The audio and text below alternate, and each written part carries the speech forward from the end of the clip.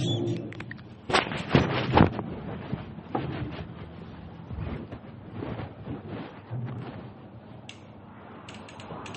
لله رب العالمين والعاقبة للمتقين ولا عدوان إلا على الظالمين وأشهد أن لا إله إلا الله ولي الصالحين وأشهد أن محمدا عبده ورسوله أرسله الله عز وجل بالحق بشيرا ونذيرا وداعيا إلى الله بإذنه وسراجا منيرا.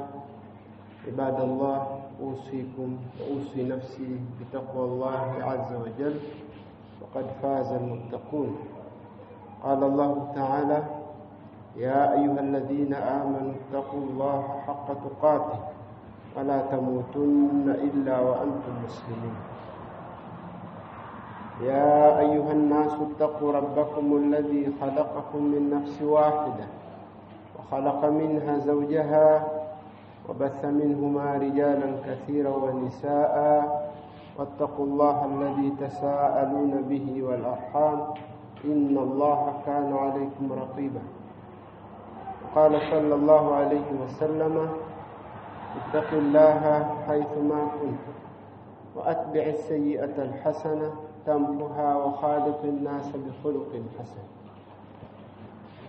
Tukufu wa Islam, baada ya kumshukuru Mwenyezi Mungu Subhanahu wa Ta'ala na kumtakia rahma mtume wetu Muhammad sallallahu alaihi wasallam, na wahusia lakini pia kuihusia nafsi yangu katika swala la kumcha Mwenyezi Mungu Subhanahu wa Ta'ala. Ittaqullaha fi sirrikum wa alaniyatikum, kila mmoja wetu amuogope Mwenyezi Mungu Subhanahu wa Ta'ala katika mazingira yoyote yale, yawe ya wazi au ya siri, kwa sababu kwa Mwenyezi Mungu la takhfa alayhi khafiya, hakifichikani chochote kwa Mwenyezi Mungu Subhanahu wa Ta'ala. Innahu bima ta'maluna khabir, Mwenyezi Mungu kwa yote ambayo mnayoyatenda ana habari nayo. Bali innahu sami'un basir, hakika Mwenyezi Mungu ni msikivu, kwa maana anasikia lakini pia anaona. Baada ya kuhusiana kumcha Mwenyezi Mungu Subhanahu wa Ta'ala, leo ni siku ya Ijumaa, siku ambayo Waislamu wanajumuika, na kabla ya kutekeleza salati Ijumaa wanakumbushana mambo mbalimbali kuhusiana na dini yao. Yako mengi ya kukumbusha, lakini tu kurudi ndani ya Qur'ani, ndani ya maneno ya Mtume sallallahu alaihi wasallam. Mwenyezi Mungu Subhanahu wa Ta'ala anasema: wama kana almu'minuna liyanfiru kafa, haikutakiwa au sio lazima, haitakikani kwa Waislamu wote watoke wote wakaitafute elimu. Walaula nafara min kulli firqatin minhum ta'ifa, ni lau katika kundi wakatoka wachache kwa ajili ya kwenda kuisoma elimu ya kumjua Mwenyezi Mungu, kujua taratibu mbalimbali, namna ya kuiendea dini ya Uislamu, namna ya kuzifanya ibada, wakasoma alafu wakarudi kwao kwa lengo la kuwaonya watu, watahadharisha, wabashiria, ni jambo la kheri mno kufanya hivyo. Kwa maana ya kwamba Mtume sallallahu alaihi wasallam Mwenyezi Mungu alimtuma kwa wanadamu wote waliopo katika umma huu, na akaishi ndani ya Uislamu miaka 23 akifundisha dini. Na baada ya kuondoka, ameondoka ikiwa tayari ameshafikisha ujumbe wa Mwenyezi Mungu Subhanahu wa Ta'ala ipasavyo. Lakini kabla ya kumuona Mtume sallallahu alaihi wasallam, namna alivyofanya da'wa, namna walipompokea Waarabu na ambao si Waarabu, hadi dini inatufikia hapa tulipo, sio kwamba ilianza kwa urahisi hivyo, hapana. alipitia changamoto nyingi, alipitia njia ngumu, lakini akawa na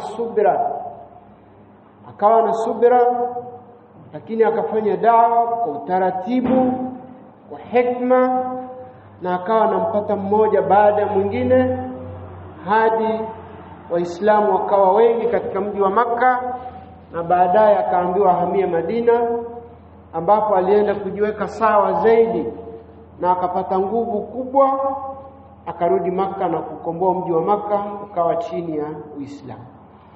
Mtume sallallahu alaihi wasallam kwa mara ya kwanza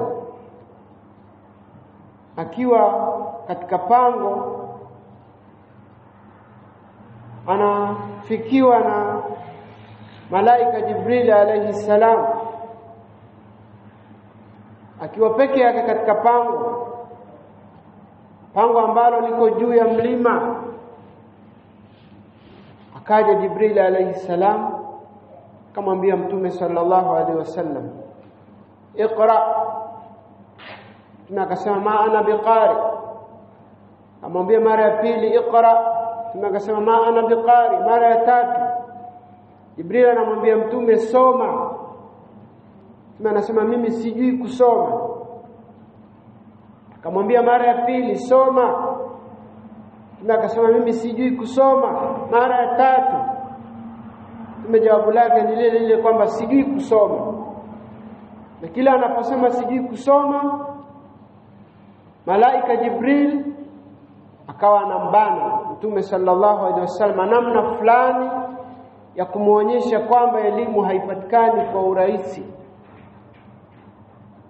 Mara ya tatu ndipo akamwambia iqra bismi rabbikal ladhi khalaqal insana min 'alaq iqra wa rabbukal akram alladhi 'allama bil qalam 'allama al insana ma lam ya'lam.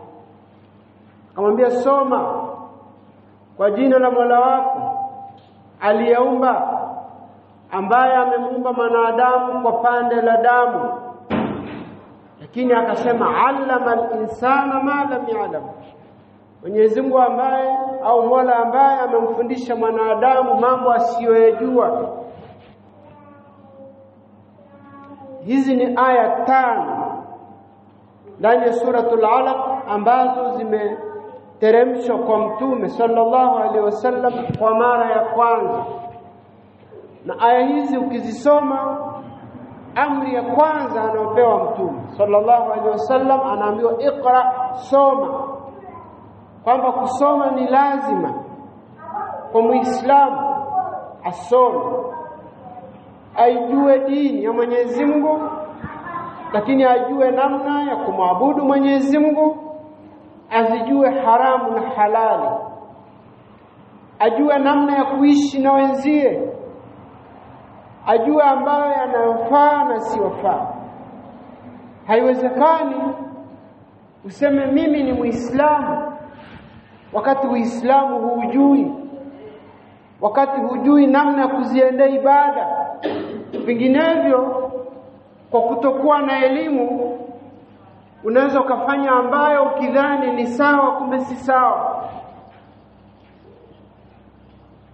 Lazima Muislamu asome, aijue dini ya Mwenyezi Mungu Subhanahu wa Ta'ala, ajue mipaka ya Mwenyezi Mungu, ajue mipaka, aweze kuyaendea yale ambayo anaamrishwa kwa namna ambayo ni sahihi.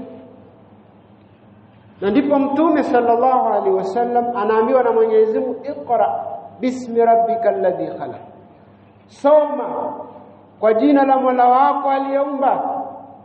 Khalaqal insana min 'alaq iqra wa rabbukal akram. Mwenyezi Mungu akasisitiza zaidi mara ya pili, soma tena kwa jina la Mola wako aliyemtukufu. Lazima Muislamu aisome, aijue dini yake. Kuna ambayo katika kuyasoma ni fardhu ain, ni lazima kwa kila mmoja, na kuna ambayo kuyasoma ni fardhu kifaya. Ibada ya swala ni fardhu ain kwa kila mmoja, ni ibada ambayo ni ya lazima kwa kila mmoja, ibada ambayo haikubali niaba, kwamba kila mmoja asome na aweze kuifanya ibada ya swala. Na ndio msingi wa pili katika misingi mikubwa ya dini. Mtume sallallahu alaihi wasallam hadithi ya Anas ibn Malik radhiallahu anhu, Mtume akasema bunia alislamu ala khams, Uislamu umejengwa katika nguzo tano. Ashahadatan, shahada mbili, lakini nguzo ya pili akaambiwa qama swala, kusimamisha swala. Tajuaje shahada inataka nini? Je, shahada ni kutamka tu peke yake? Lazima mtu asome. Lakini swala, kujua taratibu zote za swala, masharti ya swala, nguzo za swala, wajibati za swala, sunani za swala, atazijuaje Muislamu kama haisomi dini yake? Ndipo pale ambapo moja ya visa ambavyo vilipokelewa huko nyuma za watu ambao walifanya ibada bila elimu, akawa akisali bado akili yake inamtuma kufikiria mambo yasiyofaa ya nje ya swala, akaona nafsi yake inakosea, akaamua kuiadhibu nafsi yake, akamtafuta panya akamuua, alafu akamfunga shingoni kwamba anaiadhibu nafsi yake. Kwa sababu hana elimu, aliona anafanya jambo la sawa, lakini kumbe anasali na najisi. Hajui najisi ni nini. Lengo lake ni kutia adabu nafsi yake au moyo wake, kumbe anatumia kitu ambacho ni najisi, anafanya ibada ambazo hazikubaliki. Angekuwa amesoma asingefanya vile. Kwa sababu ya kutokusoma ndipo akafanya kitu kama kile. Sasa Mtume sallallahu alaihi wasallam akiwa katika pango, anakuja Jibril alayhi salam, anamwambia iqra, soma. Mtume sallallahu alaihi wasallam akawa ametangazwa na Mwenyezi Mungu kwamba yeye ni mwalimu, lakini ni mwalimu kwanza, yeye anatakiwa asome. Kwa hiyo mwalimu wake akawa ni Jibril alayhi salam kumfundisha Mtume sallallahu alaihi wasallam. Mtume sallallahu alaihi wasallam akarudi nyumbani akiwa anaogopa, ana hofu kubwa.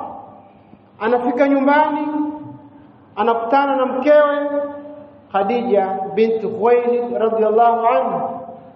Anamuuliza, nini shida ya Rasulullah? Nini shida ya Muhammad? Anamueleza kisa. Khadija binti Khuwailid akashindwa kupata suluhisho. Shida ni nini? Akawa amemfunika Mtume sallallahu alaihi wasallam akidhani labda ni ubaridi au ni homa, akamfunika. Lakini pamoja na hivyo akamshauri kwamba nikupeleke kwa mzee wangu, mzee Waraka ibn Nawfal. Kimweleza hadithi hii atajua shida iko wapi. Lakini akiwa bado ndani ya nyumba yake, anakuja kwa mara nyingine tena Jibril alayhi salam. Mara ya kwanza pangoni alimwambia soma, kwamba kusoma ni lazima, anatakiwa asome Mtume sallallahu alaihi wasallam. Na ndipo ametangazwa kwamba ni nabii, ana jukumu la kusoma, amjue Mola wake, lakini hajaambiwa aifikishe dini kwa wengine. Akiwa nyumbani mara ya pili, anakuja Jibril alayhi salam, anamkuta Mtume amefunikwa na aya zikaja hivyo hivyo, ya ayuhal muddathir qum fa'anzir wa rabbaka fakabbir wa thiyabaka fatahhir warujza fahjur wa la tamnun tastakthir wa li rabbika fasbir. Ya ayuhal muddathir, ewe ulojifunika, qum, simama, fa'anzir, waonye watu, wa rabbaka fakabbir, na Mola wako utukuze, wa thiyabaka fatahhir, nguo zako zisafishe, tayari kwa ajili ya ibada, kwa ajili ya kuitangaza dini. Ni jukumu la pili anapewa Mtume sallallahu alaihi wasallam. La kwanza aliambiwa asome, amjue Mola wake. La pili anaambiwa awe tayari kwa ajili ya kufikisha kile ambacho amekisoma. Lakini pia katika alichokisoma anatakiwa afanye ibada. Thiyabaka fatahhir, nguo zako zisafishe. Warujza fahjur, masanamu ya ame. Ibada kwa ajili ya Mwenyezi Mungu Subhanahu wa Ta'ala, sio kwa ajili ya masanamu, sio kwa ajili ya mapango, sio kwa ajili ya miti, kwa ajili ya Mola wako yule aliyekuumba kwa pande la damu. Kwa hiyo Mtume sallallahu alaihi wasallam akatangazwa kwamba ni mtume rasmi. Baadaye Khadija radhiallahu anha anampeleka mtume kwa mzee Waraka ibn Nawfal, anamsimulia kisa kilichomtokea. Mzee Waraka anamwambia Mtume sallallahu alaihi wasallam, huyo aliyekujia anaitwa An-Namus au Jibril alayhi salam, kwamba tayari wewe umetangazwa ni mtume wa umma, wewe ni nabii na ni rasul. Sasa changamoto ambazo utakumbana nazo, hutaelewana na watu wako, na hilo ndilo ambalo lipo.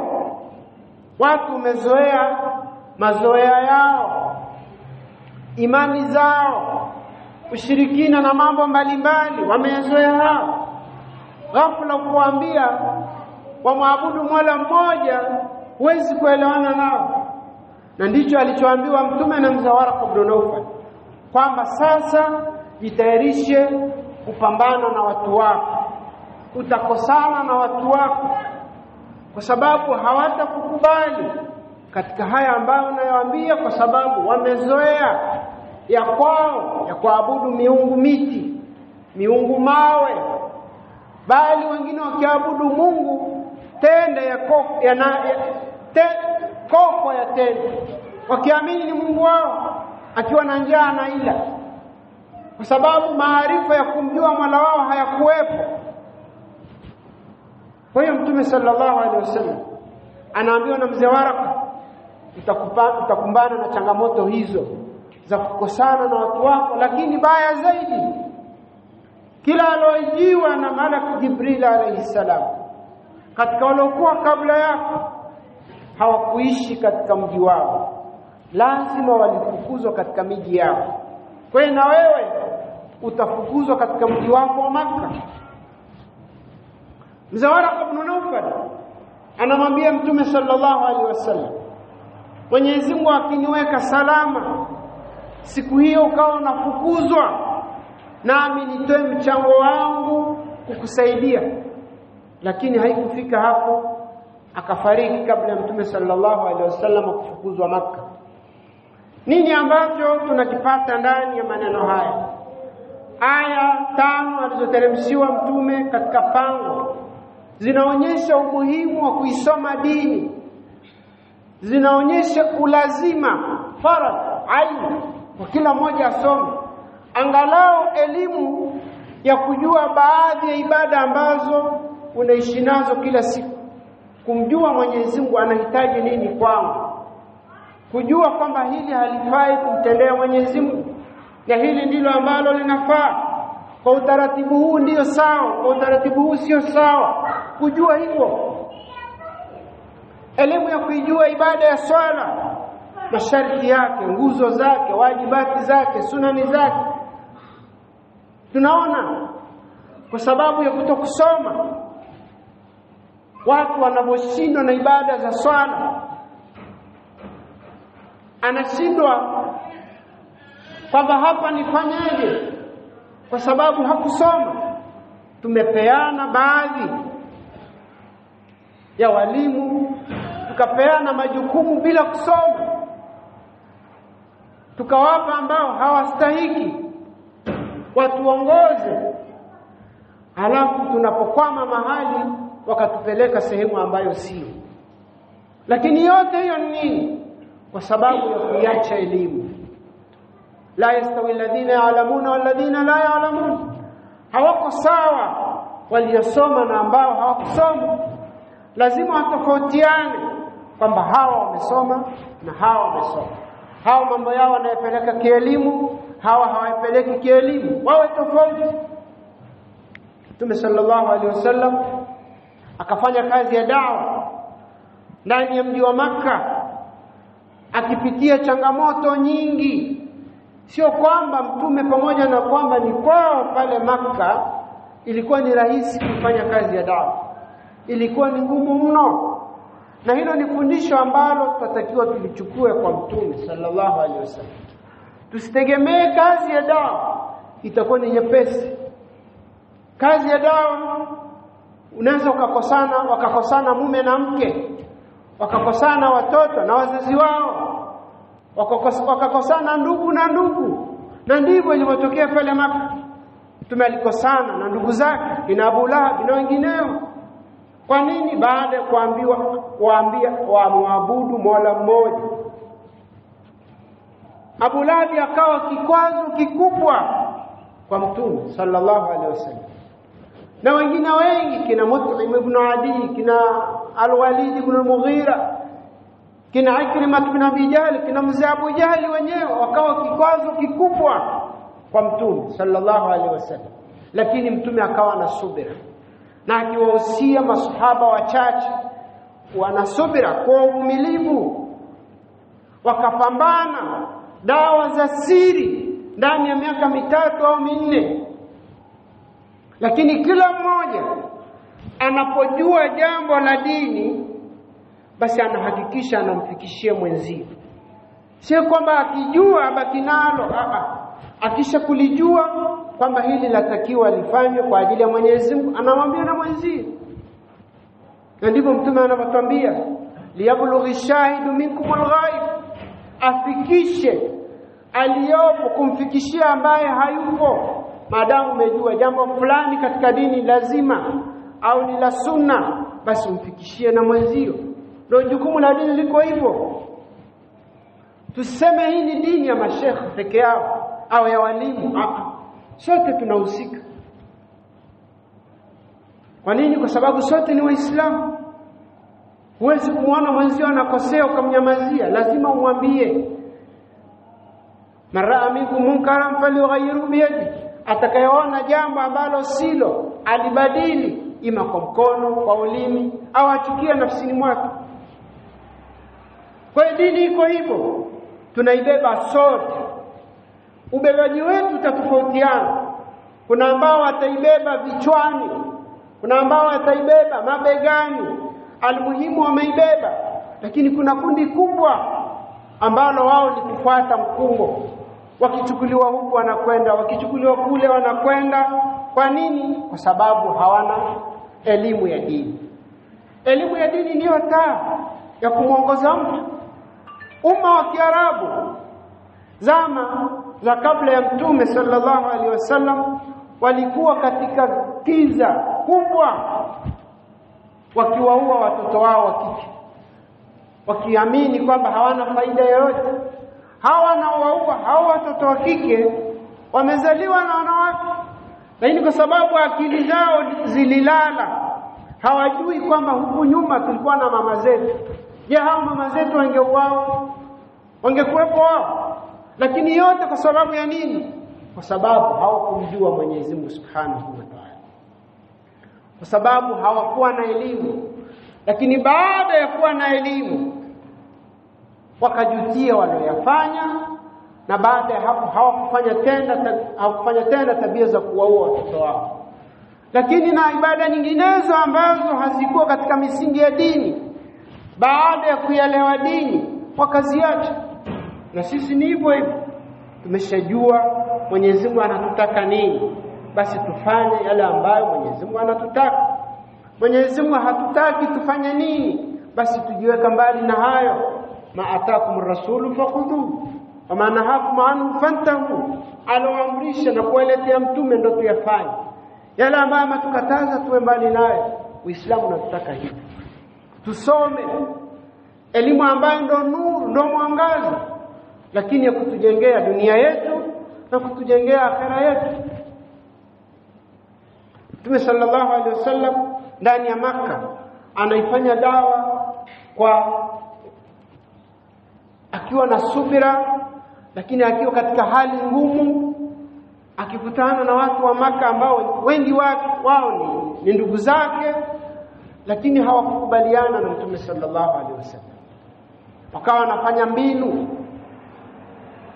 za kumzuia, za kumkwaza ashindwe na dawa, wakianzia na wale wachache ambao wanamwamini Mtume, wakiwatesa, wakiwanyang'anya mali zao, lakini na wale nao hawakukubaliana na yote haya, wakawa na subira. Ndani ya miaka mitatu Mtume sallallahu alaihi wasallam anafanya dawa kwa siri. Mwaka wa 4 au 5 anatokea kijana Al-Arqam ibn Al-Arqam radiyallahu anhu, kijana wa miaka 16 15, anatoa nyumba yake kwa ajili ya Uislamu, kwamba Mtume aitumie nyumba yake kuwafundisha Waislamu, kwa sababu ya imani aliyokuwa nayo, ambayo asili ya imani ile ni ile elimu aliyojua kutoka kwa Mtume sallallahu alaihi wasallam ya kumtambua Mwenyezi Mungu. Hakumuogopa mzee Abu Jahali wala mzee Mut'im wala kina Ikrima na wengineo. Alichoogopa ni Mwenyezi Mungu Subhanahu wa Ta'ala. Anataka radhi za Mwenyezi Mungu, akatoa nyumba yake Mtume aitumie kwa ajili ya da'wa. Al-Arqam ibn al-Arqam. Hali ikawa nzito Makka. Tunakawaamrisha baadhi ya masahaba wakahamia Uhabeshi, Ethiopia, ili angalau wakaishi kwa amani, wafanye ibada zao kwa amani. Lakini hapa pia tutoa angalizo kwamba tunaelekea uchaguzi siku chache zijazo. Yapo yanahudumishwa kwamba watu wafanye vurugu. Uislamu haujaamrisha vurugu, haujaamrisha maandamano, haujaamrisha uchochezi. Ni dini ya amani.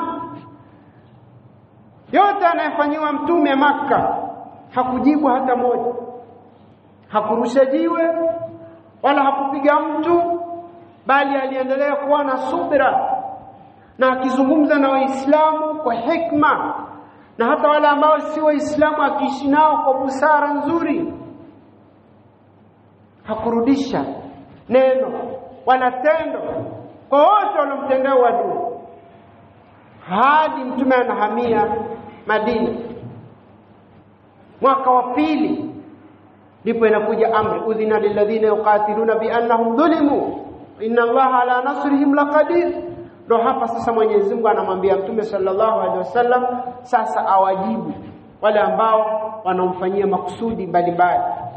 Lakini miaka 13 akiwa Makka hakujibu shambulizi lolote la maneno au la matendo. Nini tujifunza? Uislamu dini ya amani. Ni dini ambayo inataka kila mmoja awe na amani. Mtume sallallahu alaihi wasallam anasema, man asbaha minkum aminan fi sirbihi muafa fi jismihi inda qutu yawmihi wa laylatihi fakaannama hizat lahu dunya. Mtu ambaye ataamka asubuhi ana amani katika kibanda chake au nyumba yake, ana amani, ana afya nzuri, ana chakula cha kumtosha masaa 24 tu, ni sawa na mtu ambaye amekusanyiwa dunia yote. Tusichafue amani kwa sababu ya tamaa za kimaisha. Maisha haya ni ya kupita tu. Uislamu unafundisha kama kuna tatizo kwa kiongozi, tunakatambia adinu an-nasiha. Dini kunasihiana, kunasihiana kwa ajili ya Mwenyezi Mungu, kwa ajili ya Mtume, kitabu, waumini na ama ya watu wote, nasaha. Kwa hiyo Uislamu unatuamrisha kusoma. Uislamu unatuamrisha kuijua dini na kuijua dunia yetu. tujue namna ya kuishi, na haujaacha Uislamu jambo isipokuwa umelibainisha. Hadi Mtume anasema Uislamu umefundisha hata ukiingia chooni uingieje, na ukiwa ndani ya kukidhi haja ukae vipi, na ukimaliza ufanye nini, na ukitoka utoke vipi. Kwamba hakuna jambo kama wewe hujaliona ni wewe, lakini ndani ya Uislamu hakuna jambo ambalo halipo. Yote hiyo ni kwa nini? Unatutaka tuyafanye mambo yetu kielimu, tusifanye mambo kwa kuiga. Na ndilo tatizo ambalo lipo ndani ya jamii zetu sasa hivi. Mambo mengi wameyaiga, na hatari yake ndio hii ambayo tunayoiona. Ya sawa wakayaona hayafai, na wale ambao si ya sawa wakayaona ndio ambayo yanafaa. Nani alaumiwe? Wazazi, kwa sababu hawajasimamia mafundisho ya watoto wao. Kuanzia wazazi waliokuwa kabla na wazazi waliopo hawajasimamia mafundisho sahihi ya watoto wao. Na ndio sisi ndani ya mji wa Tanga, chuo ambacho tumetoka, Mahadul Imam Shafi'i, kuanzia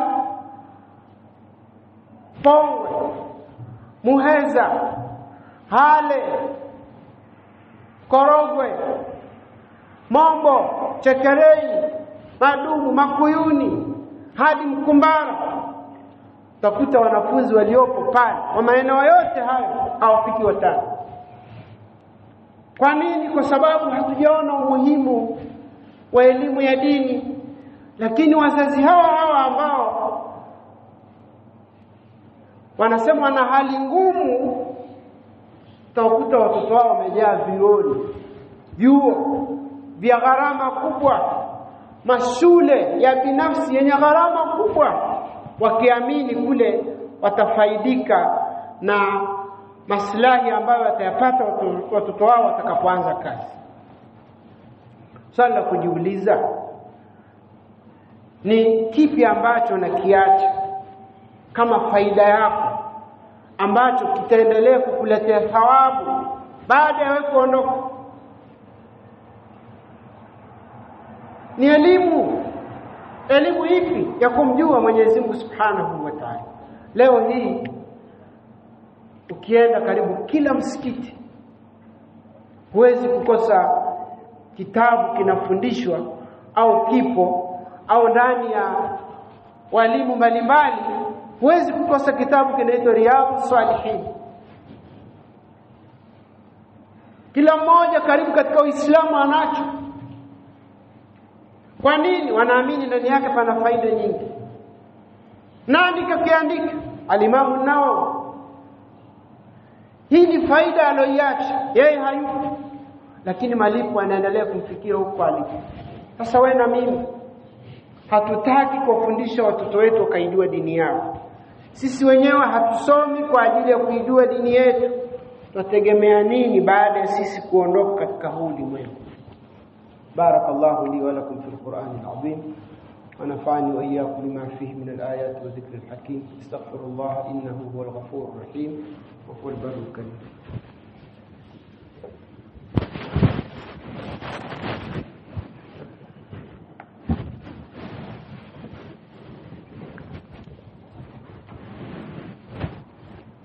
الحمد لله رب العالمين الذي هدانا لهذا وما كنا لنهتدي لولا أن هدانا الله، وأشهد أن لا إله إلا الله ولي الصالحين، وأشهد أن محمدا عبده ورسوله. أما بعد.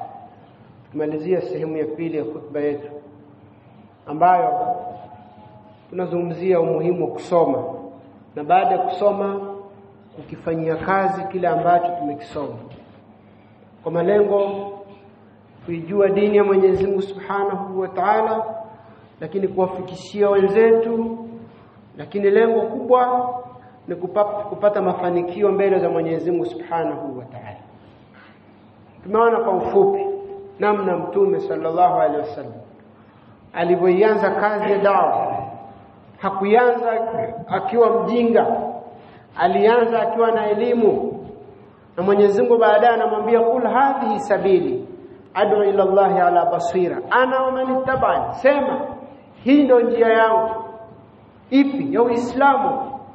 Uislamu ndio njia yangu. Ad'u ila Allah, nalingania watu kwenda kwa Mwenyezi Mungu, kumuelewa Mwenyezi Mungu, kumfahamu Mwenyezi Mungu, kumtumikia Mwenyezi Mungu, lakini ala basira, kwa elimu ambayo inamwezesha mtume na watakaokuja baada yake waweze kuwaelekeza ambao hawajui, na hawa ambao wamejua waweze kujua namna ya kumtumikia Mwenyezi Mungu Subhanahu wa Ta'ala. Mtume sallallahu alaihi wasallam akaishi Makka miaka 13 akifanya dawa ngumu, lakini baadaye anaamrishwa kuhamia Madina. Akahamia Madina Mtume sallallahu alaihi wasallam. Mwaka wa pili akiwa Madina, baada ya kuamrishwa sasa kujibu wale ambao wanamfanyia uadui, vikatokea vita maarufu vya Badr. Lakini kabla ya mtume hajahamia Madina,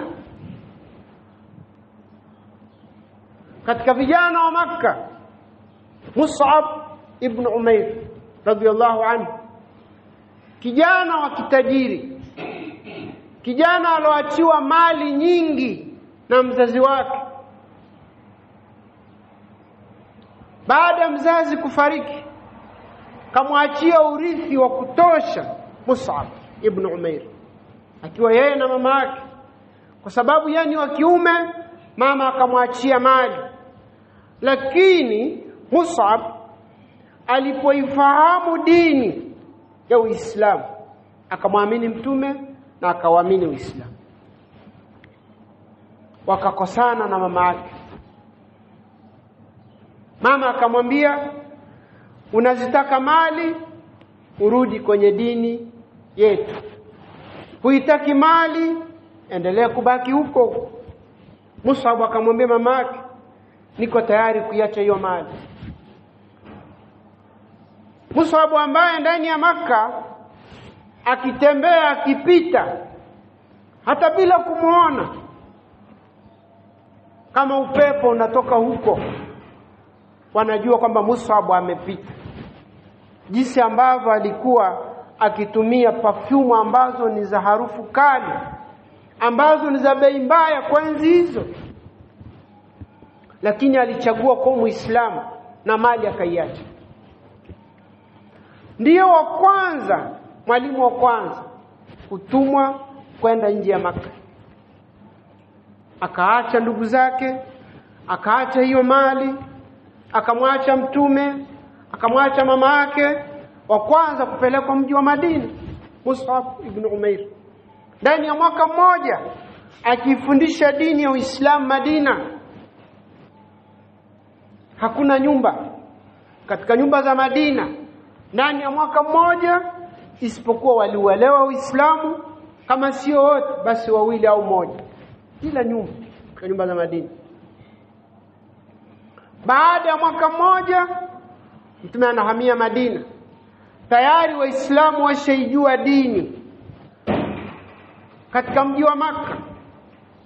Nani kaufundisha? Mus'ab ibn Umair. Na sisi tuwe tayari kuwa na mfano kama wa Mus'ab. Tuwe tayari kwa ajili ya dini. Kile ambacho unakijua basi umfundishe na mwenzio. Tumekahamia Madina mwaka wa pili, katoka tangazo kwenda vita maarufu, vita vya Badr. Wakatoka wengi, vijana, watoto, wazee, wanataka wakaipambanie dini. Wameshajua kuipambania dini ni sehemu ya matendo mazuri ya kumridhisha Mwenyezi Mungu Subhanahu wa Ta'ala. Wakatoka. Katika waliotoka ni Zaid ibn Thabit radhiyallahu anhu, mtoto ana miaka 13, 12. Naye anataka aende katika vita. Lakini Mtume sallallahu alaihi wasallam alikuwa ni mwalimu, alikuwa ni mlezi, alikuwa ni kiongozi, alikuwa ni kamanda. Akawapanga mistari, akaanza kufanya ukaguzi, nani anafaa, nani hafai, nani hajatimiza masharti au vigezo. Anafika kwa Zaid ibn Thabit, anamwambia wewe hapana, rudi. Zaid na yeye anaitaka pepo, hakufurahishwa na kitendo cha Mtume kumrudisha. Akaanza kulia. Hadi anafika nyumbani ni kilio. Anakutana na mama, nini shida? Sema Mtume amenirudisha, kwamba mimi mdogo. Mama anamwambia mwanae, Mwenyezi Mungu hajakuchagua kwenda vita vya Badr. Haina maana kwamba hakuna namna nyingine ya kuitumikia dini. Mwenyezi Mungu atakujalia sehemu nyingine nzuri zaidi. Na kweli Zaid ibn Thabit ndiye akachaguliwa na Mtume kuwa mwandishi wa wahi. Zaid ibn Thabit akachaguliwa na Mtume kuwa mwandishi wa kuziandika barua za Mtume kwenda nje, na zinapotoka nje zinapokuja kwa Mtume yeye ndo anazisoma. Mtume hakujua kuandika wala kusoma. Zaid ibn Thabit ndiye aliyekuja kuwa mkusanyaji wa Qur'ani zama za Abu Bakr as-Siddiq radhiyallahu anhu, kuikusanya na kuiweka sehemu moja. Zama za Uthman ibn Affan yeye ndo alosimamia kuiandika Qur'ani katika msahafu ambao tunao, qira'atu Hafs. Zaid ibn Thabit yote anafanya kwa nini? Kwa sababu ya dini. Lakini angefanyaje haya kama hana elimu? Alikuwa anayo elimu, ndio maana aliyaweza haya. Hata anasema mwenyewe, kazi alonipa mimi Abu Bakar as-Siddiq ya kuikusanya Qur'ani kuiweka sehemu moja, niliona ni ngumu. Bora angeniambia ni ubebe mlima Uhud, ni utoe ulipo ni upeleke sehemu nyingine, ni nafuu kuliko kukusanya Qur'ani. Na sio kwamba alikuwa peke yake, walikuwa watu 7. Lakini bado aliona ni nzito, lakini akifanya. Kwa sababu nini? Ni jukumu. Yeye kama Muislamu amesoma na anatakiwa awasaidie Waislamu wengine. Ndio leo sisi tufurahie Qur'ani hii tukisoma. Ni kazi aliyoifanya Zaid ibn Thabit. Na sio kwamba alikuwa mtu mkubwa, anayafanya yote hayo yuko chini ya miaka 20. Chini ya miaka 20. Leo hii watoto wetu ni miaka 20 na wako wapi? Kundi kubwa wala kuswali hawajui. Hawajui nguzo za swala, hawajui masharti ya swala. Bado tuna deni kubwa la kuijua dini, kumjua Mwenyezi Mungu Subhanahu wa Ta'ala. Umayr ibn Abi Waqqas radiyallahu anhu, mtoto ana miaka 13 hivyo hivyo. Wakati Mtume amewakusanya masahaba anakagua, yeye alijua kwamba mimi ni mdogo na nikiingia kwenye kundi lile nitarudishwa. Akaamua kujificha sehemu nyingine. Ulipofika wakati wa kuondoka, naye akajichomeka katika kundi la masahaba, akahudhuria vita vya Badr. Mtoto wa miaka 13. Watu wa tarehe wanasema alikuwa nao upanga wake ni mrefu kuliko yeye. Anataka nini? Ameshajua dini na nitaka nini. Ameshajua mimi kwa nini nipo hapa ulimwenguni. Hana thamani na maisha ya dunia. Anataka ajenge akhera yake. Lakini haya yote amejuaje? Baada ya kusoma. Ndani ya mwaka mmoja tu alosomesha Mus'ab ibn Umair, na huyo alihudhuria chuo cha Mus'ab, akaielewa dini inamtaka nini. Anatoka anahudhuria vita vya Badr, akauawa. na Amr ibn Abd Ud. Ukisikia Abu Jahali, nani walomuua Abu Jahali? Watoto wadogo. Muadh ibn Amr ibn Jamuh na Muadh ibn Afra. Kwa nini wanamuua? Wanasema ni adui wa mtume, ni adui wa Uislamu. Wamejuaje? Baada ya kusoma, baada ya kuijua dini, baada ya kumjua Mwenyezi Mungu, ndipo wanafanya yote yale. Na sisi jukumu la kusoma tunalo. Tunatakiwa tusome, tuijue dini yetu, tumjue Mola wetu, tujue namna ya kufanya ibada mbalimbali. Vinginevyo tutaweza tukafanya ibada nyingi, lakini kumbe hazijakidhi vigezo vinavyotakiwa. Tutafanya ibada nyingi lakini hazina faida yote. Tusome. Kusoma ni lazima. Mtume sallallahu alaihi wasallam anasema talabul ilmi fariidatun ala kulli muslim. Kutafuta elimu ni faradhi kwa kila Muislamu. Nyingine sema ala kulli muslimi wa muslima. Muislamu mwanamume na Muislamu mwanamke wasome. Hata wanawake. Ukisoma walioinukuu dini kutoka kwa Mtume sallallahu alaihi wasallam, anayeongoza kuyapokea mafundisho ya Mtume sallallahu alaihi wasallam kwa hadithi nyingi ni Abu Hurairah radhiyallahu anhu, mwanamume. Lakini namba 2 nani? Aisha radhiyallahu anha.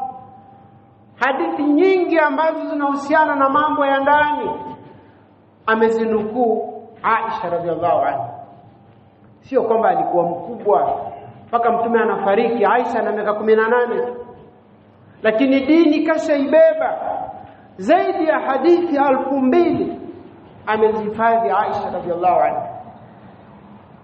Wapo ambao wanamsema vibaya Aisha, Mashia, kwa sababu ya chuki zao, kwa sababu anawasema hata wao hawakubaliani naye.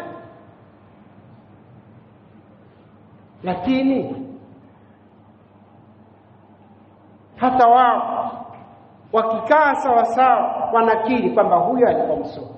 Chuki tu, hasadi, ambavyo ni vitu ambavyo wanadamu wanavyo na haviondoki, na ndio dhambi ya kwanza Mwenyezi Mungu Subhanahu wa Ta'ala kukosewa katika ulimwengu, hasad. Na ndio ilomtoa Iblis katika rahma za Mwenyezi Mungu Subhanahu wa Ta'ala. Aisha radhiallahu anha. Namba 2, kwa kuyapokea mafundisho ya Mtume sallallahu alaihi wasallam ya ndani.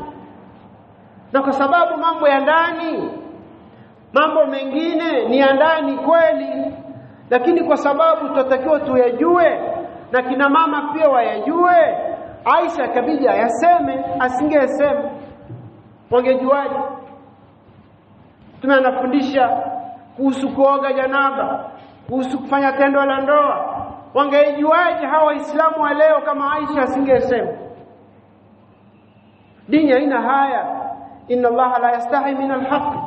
Mwenyezi Mungu ni haya katika kuzungumza jambo la haki. Kwa hiyo malizia kwa kusema kwamba kutafuta elimu ni lazima. Tusome.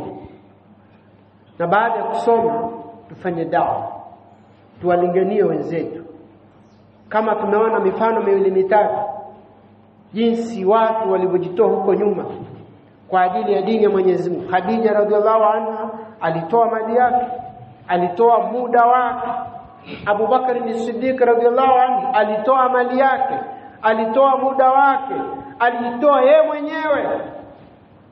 Uthman ibn Affan radhiallahu anhu hadi leo hii tunapozungumza,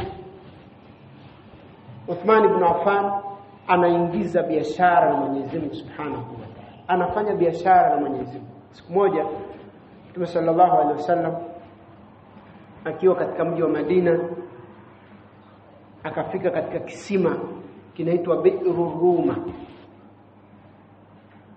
Akaona hali na adha ambayo wanaipata wakazi wa Madina. Kilikuwa ni kisima cha Myahudi, anauza maji kwa kiwango chochote cha maji unachokitaka lazima utoe dirham au dinari. Mtume sallallahu alaihi wasallam akaliona lile adha kubwa, akazungumza maneno. Mtume sallallahu alaihi wasallam sema, nani wa kukinunua kisima hiki, adhmanu lahu aljanna, nani atakinunua kisima, mimi namdhamini pepo, kwamba atakayekinunua anaingia peponi.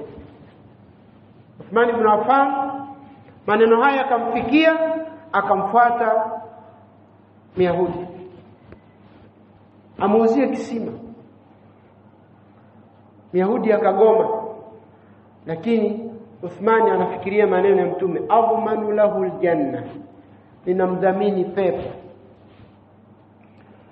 Myahudi karuka, akakataa, akafanyaje, mwisho yote akakubali wawe share. Akamuuzia share kwa dinari 12,000. Tukisema 12,000 kwa pesa zetu za Kitanzania inaenda bilioni. Ni pesa nyingi mno. Lakini Uthmani akazitoa ili Waislamu wapate maji. Yeye lengo yake sio kuuza maji. Baada ya kununua hisa wakapangiana masiku. Siku moja Myahudi auze maji, siku ya pili Uthmani auze, siku ya tatu Myahudi, siku ya nne Uthmani. Myahudi akijua kwamba Uthmani anataka auze maji, akaanza Myahudi akauza siku ya kwanza, siku ya pili Uthmani watu wachote maji bure, sababu yeye anafanya biashara na Mwenyezi Mungu, sio na watu. Siku ya tatu Myahudi akauza, siku ya nne Uthmani watu wachote maji bure. Watu wakajiongeza, ya nini nitumie labda shilingi 1,000 kununua maji siku ambayo Myahudi anauza maji, wakati siku ya Uthmani maji ni bure? Hapa ni kununua vyombo na kuviweka ndani. Siku ya Uthmani unachota maji, siku ya Myahudi hamna kwenda kuchota maji. Myahudi akakaa mwenyewe, hakuna kuja kuchota maji, kabidi amfuate Uthmani na kuuzia kisima chote dinari 8,000, jumla 20,000 akakinunua. Mpaka leo hii kipo, watu wanachota maji. Na kuna bustani ya mitende, mwezi wa Ramadhani zinakuja kutenda watu, tukasukumana, tukapigana, tukatukanana, zimetoka kwenye bustani ya Uthman radhiallahu anhu. Na hizi ndio biashara hata sisi tutakiwa tufanye, tuwekeze kwa kuwasomesha watoto wetu, kwa kujenga